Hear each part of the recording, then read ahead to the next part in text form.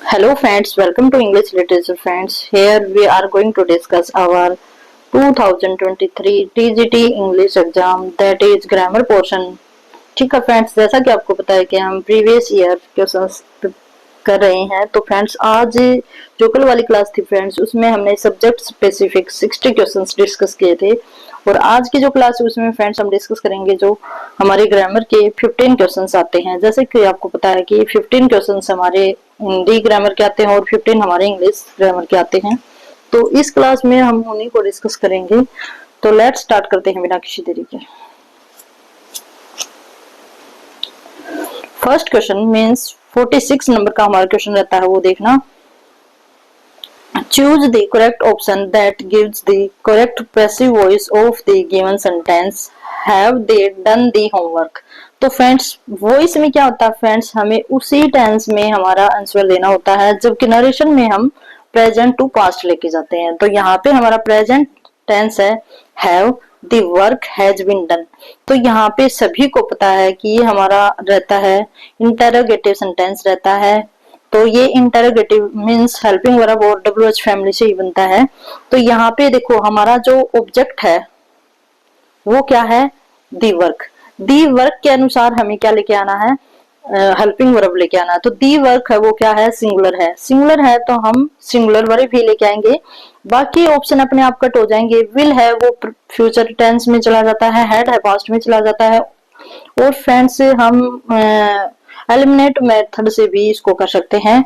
और हैव आएगा नहीं तो ऑप्शन नंबर बी ही रहता है, has the work been done. ठीक है, तो ऑप्शन नंबर 2 बिल्कुल ठीक रहेगा। आगे हमारा क्वेश्चन रहता है change the narration to reported speech and choose the right option. यहाँ पे हमें नरेशन करना है। जैसा कि मैंने बताया था कि जो हमारा वॉइस है वो उसी टेंस में रहता है, लेकिन नरेशन है वो चेंज हो जाता है। लेकिन कुछ ऐसे हैं जैसे हम देखते हैं साइंटिफिक ट्रूथ वगैरह होते हैं, उनको हम चेंज नहीं करते।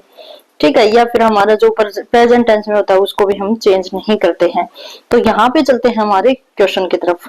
आई said to him do you know when she will go home. देखो फ्रेंड्स, इस तरह के जो हमारे इंटरोगेटिव सेंटेंस से बनते हैं उनमें हम इफ और वेदर का यूज करते हैं। इफ और वेदर का यूज करते हैं तो हम देखेंगे इफ और वेदर कहाँ नहीं है।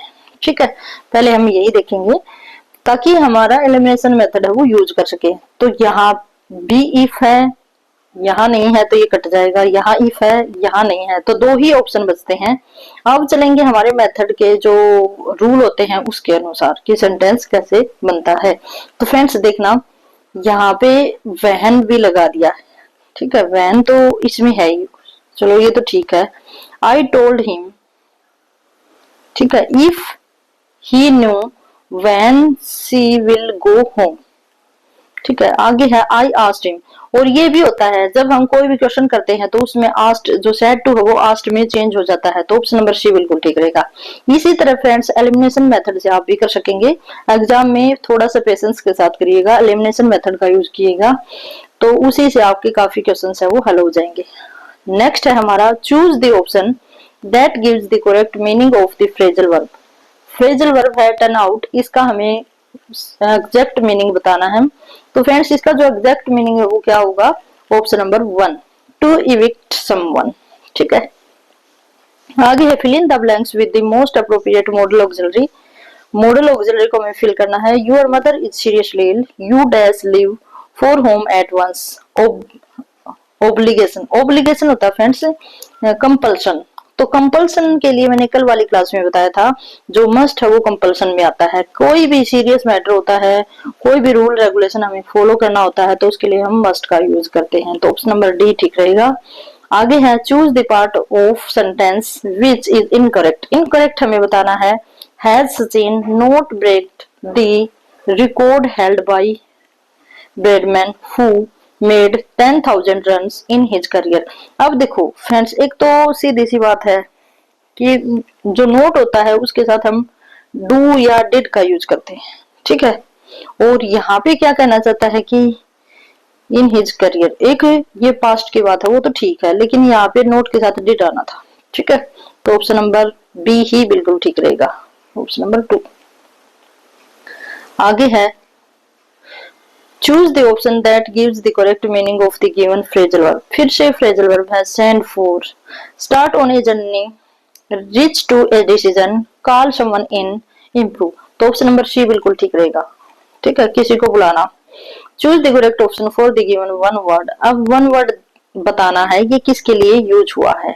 One who lives by himself, an office with no work but high pay. तो ऑप्शन नंबर बी ही रहेगा। सिनेक्योर होता है जिसको काम तो कुछ नहीं होता लेकिन पेमेंट हाई मिलती हो, मीन्स पे है, वेतन है वो बहुत ज्यादा मिलता हो।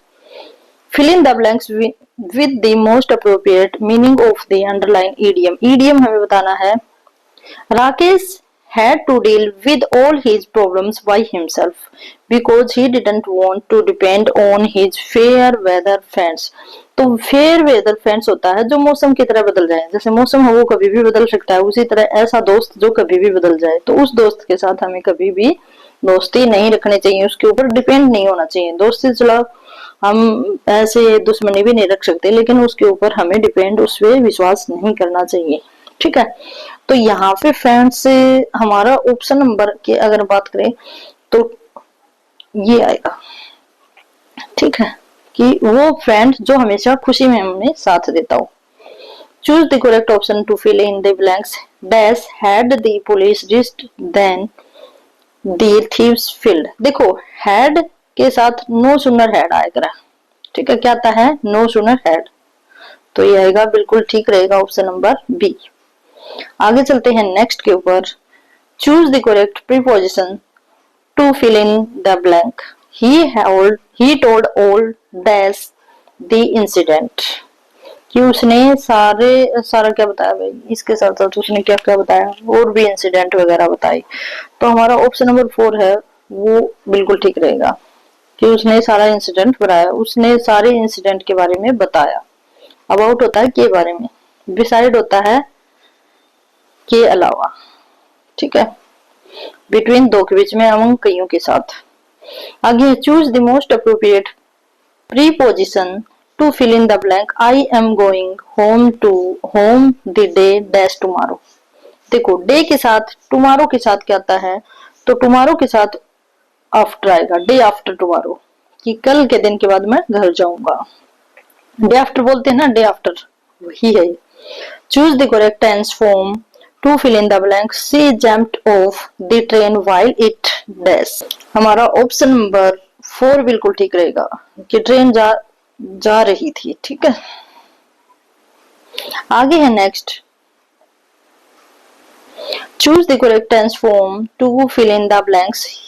The headmaster dash to meet you.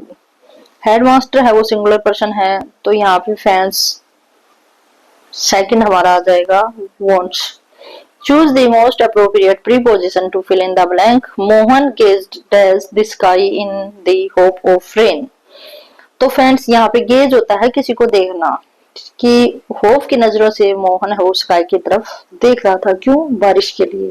तो फ्रेंड्स यहाँ पे हमारा ऑप्शन नंबर ए बिल्कुल ठीक रहेगा। एट द स्काई, स्काई के ऊपर, स्काई की तरफ ऐसे नहीं जुड़ेगा लेकिन कुछ ऐसे प्रॉपर वर्ब होते हैं फ्रेंड्स, गेज्ड एट। ठीक है, choose the option that gives the correct meaning of the given phrasal verb. Phrasal verb काफी पूछे गए हैं, 3 से 4 पूछे गए हैं, प्रीपोजिशन भी पूछे गए हैं और वर्ब जो फॉर्म ऑफ वर्ब है वो भी पूछी गई है। एक आपका कंजक्शन आया है। ठीक है, तो यहाँ पे फ्रेंड्स हमारा आंसर रहेगा गिवन का, जो इसने फ्रेजल वर्ब पूछा है तो वो आएगा सरेंडर करना, किसी को सरेंडर कर देना। तो ऑप्शन नंबर 4 बिल्कुल ठीक रहेगा। इसी के साथ ये 15 हमारे क्वेश्चन है वो हमने किए हैं फ्रेंड्स। कोई भी कमेंट किसी प्रकार के अगर आपको प्रैक्टिस वगैरह करनी है ग्रामर को लेकर या हमारे एनसीईआरटी को लेकर, तो कमेंट बॉक्स में कमेंट कीजिए और ज्यादा से ज्यादा क्लास को शेयर कीजिए और लाइक भी कीजिए। और इसी के साथ good day and best of luck.